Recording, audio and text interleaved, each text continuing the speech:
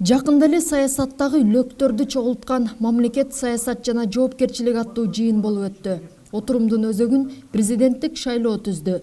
2017 жыл Кыргызстан үчүн тагдыр чечүүчү жыл деп жыйынды ачкан Темирсариев бийликти шайлоо жолу менен тынч, бир колдон экинчи колго өткөрүшүбүз зарыл деди. Дал ушундай шайлоону камсыз кыла алсак гана өлкөнү мындан аркы өнүктүрүүгө жол ача алабыз. Ал эми шайлоодон чыр чыгып, кырдаал курчуп кетсе, албетте бул мамлекетке жана элге гана зыянын келтирет.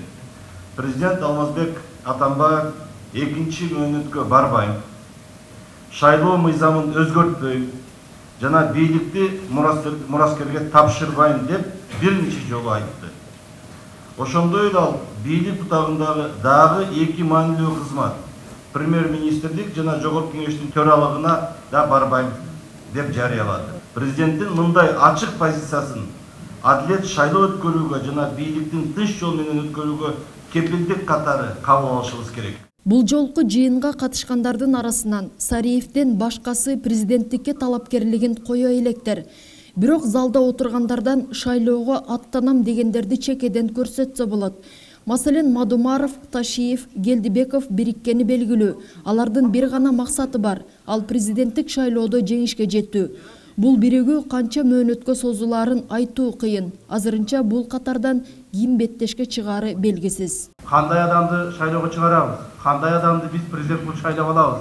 Жана мамлекетибиздин эртеңки өсүп өнүгүүсү кайсыл багытта өнүгөт? Ушуну биз бүгүнкү күндө сөзсүз түрдө талкуулап жана өзүбүздүн максат кылып алууга милдеттүүбүз. Канчалык бул шайлоо таза өтөт, таза өтпөйт, бүгүн туура сөздөрдү айтып атасыздар. Кыргызстан мамлекет бул бизге керек. Бул башка өлкө эч кимге керек эмес. Кыргызстан только кыргыздарга керек. Биз ошону эч качан эстен чыгарбашыбыз керек. Биригишибиз керек. Биригүү демекчи, биригеле, бириккиле деген сунуштар чогулгандар тарабынан арбын эле айтылды. Калкынын саны аз, бирок президенттикке талапкер болгондордун саны боюнча Кыргызстан эч кимди алдыга чыгарбаса керек. Көз караштары бирдей, күчтүү идеяларга бай. Кыскасы, мамлекетти өнүктүрүү программалары дал келсе, атаандаштар биригип жеңишке жетсе деле болот. Нужно выдвинуть единого кандидата.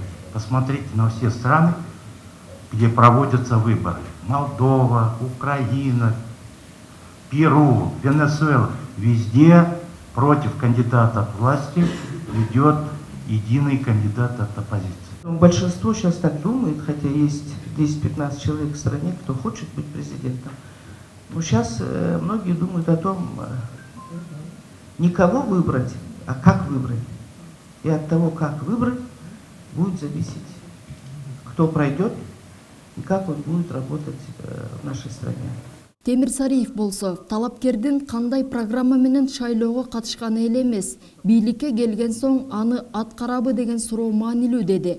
Кыскасы, кулакты сүйүнткөн сөздөр жоопкерчилик болгондо гана ишке ашаарын кошумчалады. Мындан сырткары өлкөдө биз сыяктуу эле ойлогон, бир максатты көздөгөн, бир нече саясий партия, коомдук уюм, жарандык лидерлер бар. Ошондуктан өлкөдөгү демократия жана ачык шайлоонун тагдыры, жоопкерчилиги биздин мойнубузга, саясатчылар менен партиялардын мойнунда турат. Ар бир жасаган кадамыбыздын тазалыгы, ар сүйлөгөн сөзүбүз үчүн жоопкерчилик аркылуу гана аны камсыз кыла алабыз. Президенттик шайлоо мыйзамдын негизинде гана өтүшү керектигин бетме-бет отуруп талкуулаган жыйындын катышуучулары бирдиктүү билдирүү жасашты.